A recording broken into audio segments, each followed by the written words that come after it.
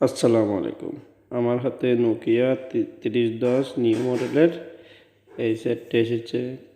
Charge show করে কিন্তু charge জমা হয় না।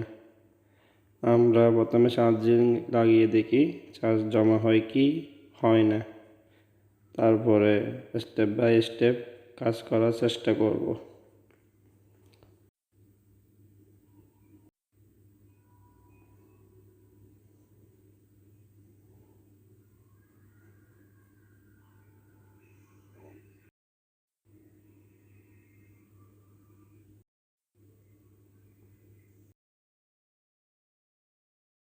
এই করলাম, তারপরে দেখলাম চার্জ জিরো। এখন আমরা মোবাইল ফোনটা খুলব। স্পিড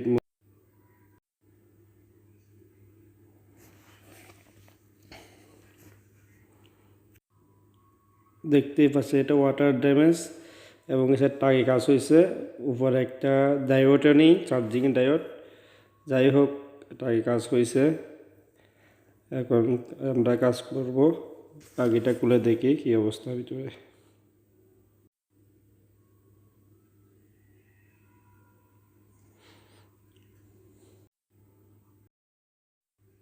সেট থেকে দেখা যাচ্ছে চার্জিং পোর্টটাও শেষ হয়েছে আগে, বাট এই কোয়েলটা আগে নাই। তারপরও আমরা আগে কোয়েলটা আগে দেখব, যাতে সেটটি ওয়াটার ড্যামেজ। আমরা আগে বোল্ট একুরেট এম্পিয়ার ঠিক আছে কিনা চেক করব। যদি ঠিক থাকে তো ভালো। এটা ডায়োডটা অবশ্যই লাগাইতে হবে চার্জিংয়ের। এটা কোনো টেকনিশিয়ান ভাই অবশ্যই কাজ করতে গিয়ে বা মিসিং করে ফেললো।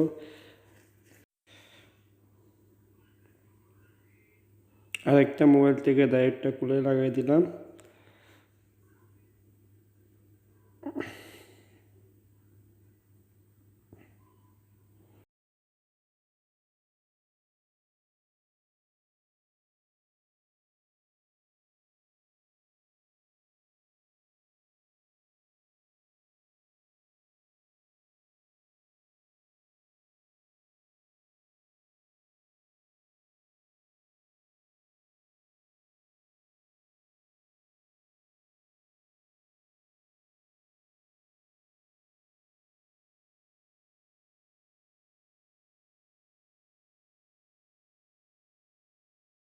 মোবাইলটা ফিটিং করে দেখব চার্জ হচ্ছে কি না।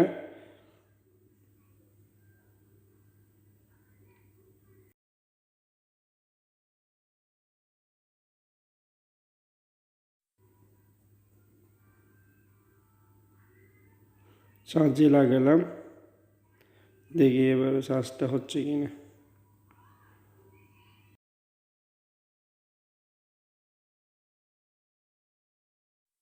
প্রায় 30 মিনিট লাগানোর পরও দেখলাম চার্জ হচ্ছে না। চার্জ হয় বাট লাইনটা লুজ মারে, পুরোপুরি চার্জ হচ্ছে না। এখন আমরা চার্জিং কার্ডটা লাগিয়ে দেখব। আর বিএসএ লাইনটাও একটু এখানে রং আছে, তার মেরে আমরা জাম্পিং করে দেখব। চার্জিং পিনটি এখন রিমুভ করলাম আমরা। রিমুভ করে ভালো মতো ওয়াশ করে তারপর সে চার্জিং পিনটা লাগিয়ে ফেললাম। এখন ভালো মতন চেক করে তারপর চার্জে লাগিয়ে দেখব। ইনশাআল্লাহ আশা করি হয়ে যাবে। আপনাদের সুবিধা ক্ষেত্রে অনেক কিছু স্কিপ করে দিলাম। মোবাইলটা ফিটিং করে ফেললাম, এখন চার্জে লাগাইলাম, দেখি চার্জ জমে কিনা।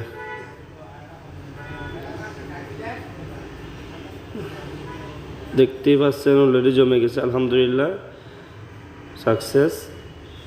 স্টেপ বাই স্টেপ এইভাবে কাজ করবেন আপনারাও।